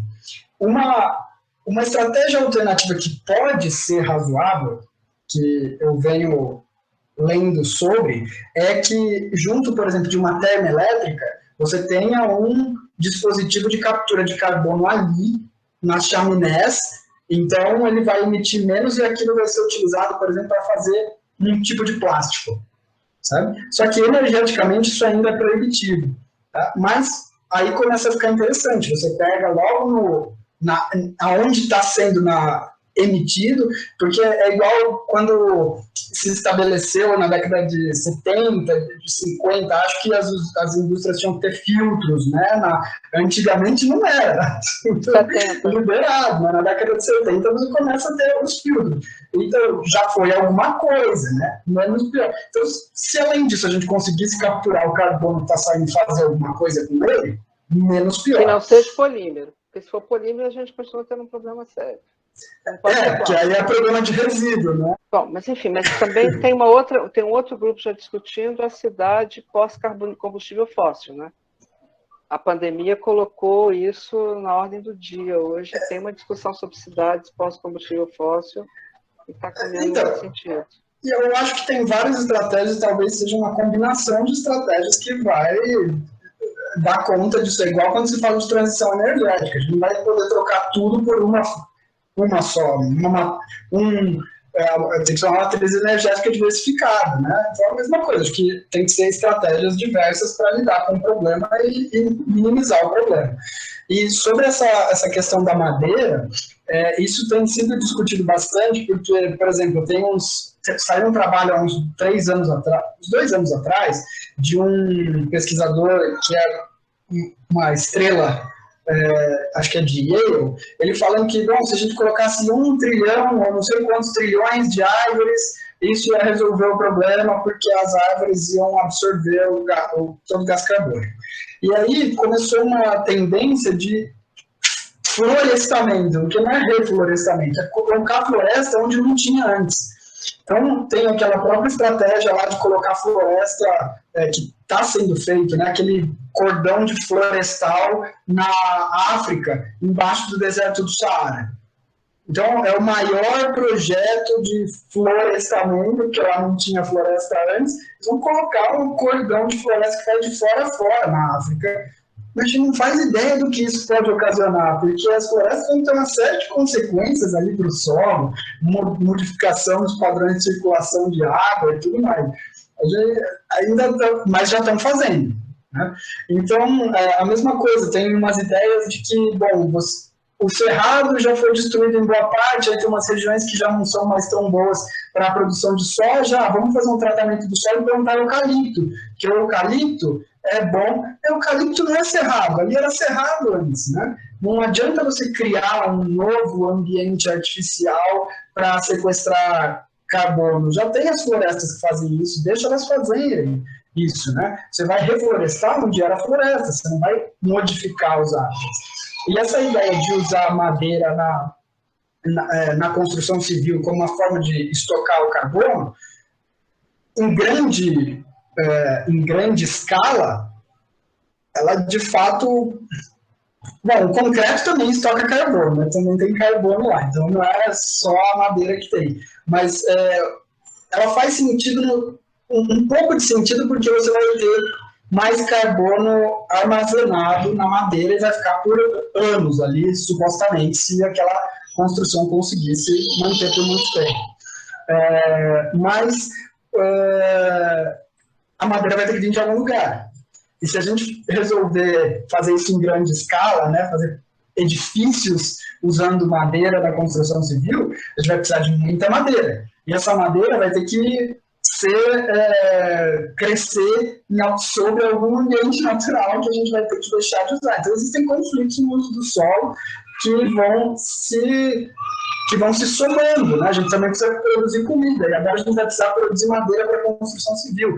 Então, eu não me parece uma estratégia muito boa. E os corredores? Sobre corredores, eu acho que corredores são essenciais do ponto de vista da fauna. Essenciais. Primeiro porque você falou de passagem de fauna, né? Hoje, as passagens de fauna, elas são uma estratégia para diminuir atropelamento. Então, tem uma questão socioeconômica importante, de saúde importante aí, né? Quando se faz uma passagem de fauna, normalmente é algo sobre a via ou por baixo da via, né? Para que os animais consigam transitar. E mas com hoje dimensões absurdas, né? As dimensões são gigantescas. Mas não precisam ser surpreendente o efeito que tem uma passagem de fauna subterrânea bem planejada. Assim, os animais simplesmente eles param de usar a rodovia e começam a usar esses locais, eles têm que ser bem planejados. Normalmente você tem toda uma estrutura de direcionamento para que o animal encontre. Não funciona para todos os animais, mas os resultados são surpreendentes. Assim, você diminui em 80% a taxa de atropelamento. E atropelamento mata gente também, custa caro, mata os bichos, os números são absurdos. Eu acho que, se eu me lembro bem, os dados de uma amiga minha, em 8 anos, foram 12 mil capivaras que foram atropeladas no estado de São Paulo. É um negócio, assim, absurdo. 600 lobo-guará. Essa é a dimensão que a gente está falando. No ano, são milhões de euros. Então, essas passagens bem planejadas são essenciais e elas conectam os fragmentos de habitat. Porque hoje o que a gente tem é uma paisagem absurdamente fragmentada. Se vocês olharem a Mata de Santa Genebra, por exemplo, dá no Google Maps, que é a maior remanescente de mata de Campinas, dá dó. Porque ao redor você só tem plantação e condomínio e 2 rodovias, né? Então, se um bicho vive ali e por algum motivo ele precisa sair para procurar comida, ou ele vai morrer de desidratação no meio de uma plantação de cana, ou ele vai ser atropelado, né? Então, os corredores ecológicos visam minimizar isso. Primeiro, criar alguma conexão entre esses fragmentos que existem, diminuir os prejuízos que se tem desse isolamento, porque geneticamente as populações vão se deteriorando, e é lógico que isso vai ter consequências, porque está ao redor de cidades, né? Quando está ao redor de cidades, quando está em área agrícola, perto de área agrícola, eu acho essencial, sem dúvida, e a gente tem muito mais área agrícola do que área urbana. Na área urbana, a gente vai ter um problema, vai ter um conflito, mas pode ter conflitos, né? Às vezes você vê lá uma onça parda, ela sai e vai no meio da cidade, aí tem toda aquela mobilização e tudo mais. Mas é difícil pensar em outra maneira. A alternativa é circundar a cidade e impedir que qualquer animal, além do ser humano e dos cachorros e gatinhos, vivam ali, né? Então, a gente tem que aprender uma maneira de conviver com essas espécies, né? Mas você acha que só o corredor dá conta? Só mais uma coisa, Gabriela. Porque, na realidade, talvez pensar numa zona tampão, e aí o corredor tem que ser mais amplo, tem que ter uma zona tampão para permitir a transição. Veja a situação da Unicamp. Quando a gente forçou criar os 30 metros da PP da Unicamp, o engenheiro que fez isso foi de fita métrica, porque no 30 metros ele ia colocar o passeio e pôs o passeio. E aí, as capivaras adoram o Ribeirão das Anhumas. Elas vivem no Ribeirão das Anhumas, né? E a gente está dentro do Bacia das Anhumas. E agora todo mundo tem uma cerca, que ninguém pode chegar nem próximo dessa mata, porque a gente não pode ter contato com a capivara. E ela foge, né? Você fica vendo o cocô dela para todo lado, né? E agora estão plantando um hospital de frente para a mata, né? Para piorar um pouco mais a história. Então, será que a gente não teria que estar pensando um corredor como a zona tampão, de fato, que permitisse essa... E aí, enfim, porque é dentro da cidade, a gente não está falando de área periférica da cidade, a gente está falando de fazer isso dentro da cidade, né? Não, Na área sem urbana dúvida. consolidada. Sem dúvida que tem que ser bem planejado. Sim, tem que ser bem planejado, pensando nesses conflitos, nos problemas, na questão da saúde, em tudo isso. Né? Não tem muita alternativa, mas eu acho que não fazer não é uma alternativa. Porque o custo a longo prazo de não ter esses corredores, de não ter, é simplesmente abrir mão desses organismos, porque não tem nada que pode sobreviver 10 anos, mas 20, 30 anos, aquele ambiente está totalmente degradado, não sobra nada, e a gente vai, aos poucos, vai extirpando todo tipo de fauna das proximidades do ambiente urbano. Eu acho que a gente tem mais a perder do que a ganhar com isso, muito mais. Ok? Pessoal, assim, tem muitas perguntas que eu já estou vendo que não vai dar tempo de chegar. Eu vou selecionar uma aqui que eu achei que é interessante. Não que todas não sejam, mas é que essa daqui está muito ligada ao que a gente está vivendo, que é uma pergunta do Juliano, que está falando: professor, essa degradação dos habitats vem com o avanço da população humana em direção a ambientes antes ocupados pela fauna e flora. Quais seriam as interações desse evento com as pandemias que viemos vivendo nos últimos anos? Então, Juliana, na verdade, a maior parte das doenças, elas têm origem zoonótica, né? Elas vêm de outros organismos e é um processo que é chamado de spillover, né? Quando você tem uma doença que passa de um organismo, de uma espécie para outra, e aí aquilo acaba se tornando um problema, porque nós não temos, nosso sistema imune não está preparado para lidar com aquilo, então você tem, quanto maior é o contato entre as pessoas e outros animais, maior chance que isso ocorra, é uma coisa probabilística, né? Isso acontece quando essas pandemias não são só uma questão das pessoas estarem próximas, é que a gente criou uma sociedade altamente interconectada, onde uma pessoa que pega uma doença transmissível, ela pode rapidamente passar isso para o planeta inteiro. A gente tem, em um dia você consegue atravessar o planeta e levar todos os patógenos com você. Então, a eficiência da transmissão de doenças hoje é muito grande. E é lógico que, ao aumentar esse contato das pessoas com outros organismos, aumenta a chance de que isso aconteça. Então, isso acontecia no passado, as pessoas comiam carne de caça, as pessoas viviam em ambiente rural ou em ambiente mais próximo de hábitats naturais, de outros organismos, e eventualmente elas se contaminavam com alguma coisa, né? O problema é que hoje a gente tem essa população gigantesca que está interconectada, e aí isso vira uma pandemia.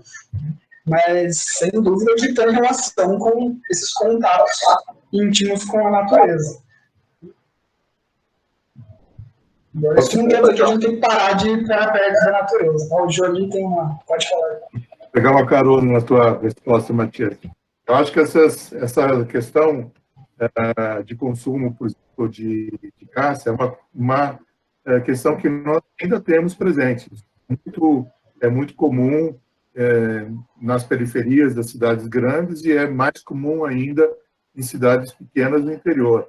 O que acontece, quando isso acontece nas cidades pequenas no interior, na Amazônia, por exemplo, e às vezes a gente vê no jornal o anúncio de que uma doença desconhecida matou 4 ou 5 pessoas numa cidadezinha, podem ser aparecimento de organismos, vírus ou bactérias que tenham causado infecção. Só que como a densidade populacional é muito baixa, isso não se espalha, né? O problema foi que essa transferência tenha vindo do animal para o ser humano numa região de altíssima densidade populacional. Então, aí a velocidade de espalhamento foi enorme. E de um vírus respiratório que fica que ele transmite assintomático, tem até umas coisas assim na internet que vocês podem encontrar de alguns pesquisadores dizendo qual seria o vírus perfeito. E aí eu vou se ler exatamente o vírus perfeito para se propagar, né, para causar uma pandemia. Tem exatamente as características do coronavírus. Ele é perfeito para se propagar e gerar uma pandemia, né? Então, nem toda zoonose ou doença emergente vai virar uma pandemia. Ela pode ser localizada e tal, mas ela geralmente vai ter origem nessas coisas. E quanto maior a densidade populacional, como o Jolie falou, maior a chance de que ela contamine várias pessoas.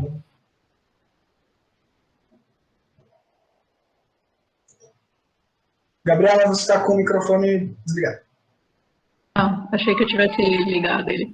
Tem uma pergunta do Rivaldo, que é a última pergunta aqui, tem outras antes, mas é que ele está perguntando se as patologias podem ter, né, transmissão de patógenos dos pequenos mamíferos para os répteis, poderiam ter contribuído na extinção entre o Cretáceo e o Paleoceno.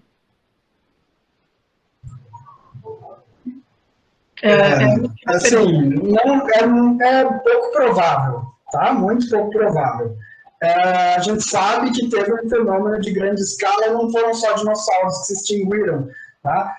Por exemplo, pterossauros se extinguiram, pterossauros não eram dinossauros. Répteis aquáticos que não eram dinossauros se extinguiram, moluscos se extinguiram nessa extinção em massa. Então foram vários tipos de organismos, e essa é uma outra característica da extinção em massa. A gente nunca fala na extinção em massa de um tipo de organismo, é um fenômeno generalizado.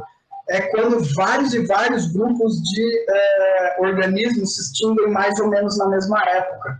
E essa é uma outra característica da nossa sexta extinção em massa. A gente fala muito dos mamíferos, de não sei o quê, das aves, mas a gente tem, só no Havaí, nos últimos 50 anos, se extinguiram 300 espécies de moluscos terrestres. Né? E é que eles não são tão carismáticos, as pessoas não pensam tanto nos moluscos terrestres, mas foram 300 espécies. Então você tem esse fenômeno de extinção generalizada ocorrendo agora também. Então essa sua hipótese aí da doença, ela é bem pouco provável, porque você tem vários outros organismos e além disso a gente tem a evidência desse gatilho que foi o asteroide, do vulcanismo. Então, é bem pouco provável que isso tenha sido um fator. A transmissão de patógenos tenha sido um fator. Matias, estou pegando uma outra pergunta aqui, meio aleatória, do Enzo, que ele está perguntando se você poderia citar algumas consequências diretas na perda dos serviços ecossistêmicos. Então, o que nós chamamos de serviços ecossistêmicos são esses benefícios que a diversidade traz para a gente, né? Então, é uma visão bem antropocêntrica da ecologia e de processos ecológicos. Então, tem vários, por exemplo, polinização. Polinização é uma coisa que os animais estão lá fazendo porque eles comem néctar e eles acabam polinizando ou pólen, tem várias abelhas que comem pólen, e eles estão se alimentando, mas a consequência disso é que as plantas acabam sendo fertilizadas, as flores acabam gerando os frutos e sementes, e a gente explora isso. Se eu não me engano, aproximadamente 35% de toda a agricultura feita no mundo são de produtos que necessitam de polinização por animais. Tá? Então, imaginem o que a gente pede quando a gente pede esse serviço de polinização. Você pode falar, tudo bem, mas hoje a gente cultiva, a gente cria as abelhas que fazem a polinização, a abelha europeia. É verdade, só que a gente tem a dependência de uma espécie de abelha só e a gente já está perdendo bilhões e bilhões de dólares em produtividade porque surgiu uma doença nas abelhas europeias. E as abelhas que podiam diminuir esses impactos, que são as abelhas nativas, foram localmente extintas ou entraram em declínio por causa da introdução de abelhas exóticas ou por causa do uso de agrotóxicos. Então a gente perdeu esse serviço ecossistêmico natural que acontece, que é a polinização que beneficia a gente. Por exemplo, regulação de pragas, né? Quando você tem vários estudos que mostram que quando você mantém uma mata próxima a área de plantio, ou você faz o seu plantio de uma maneira mais diversa, né? Você combina várias espécies, né? em técnicas agroecológicas, de agrofloresta, por exemplo, de policultivo. Isso faz com que várias aves, várias espécies de vespas parasitoides, que a maioria de vocês não deve saber, são vespas que botam os ovos em outros invertebrados, e os ovos eclodem e as larvas comem o bicho de dentro para fora, super interessante, né? Os biólogos, pelo menos, adoram essas historinhas. Então, esses animais eles são atraídos para plantios mais diversos. Agora, quando você tem uma monocultura de soja, aquele campo, hectare, milhares de hectares de soja, as aves não conseguem, elas tornam ali. Né? Essas vespas não conseguem ver ali, as aranhas não conseguem ver ali. Então você perde o controle natural de pragas quando você simplifica demais o ambiente. E assim, poderia citar vários outros, mas serviços ecossistêmicos são esses serviços, esses processos ecológicos que nos beneficiam, né? E que a gente acaba perdendo quando a gente perde diversidade.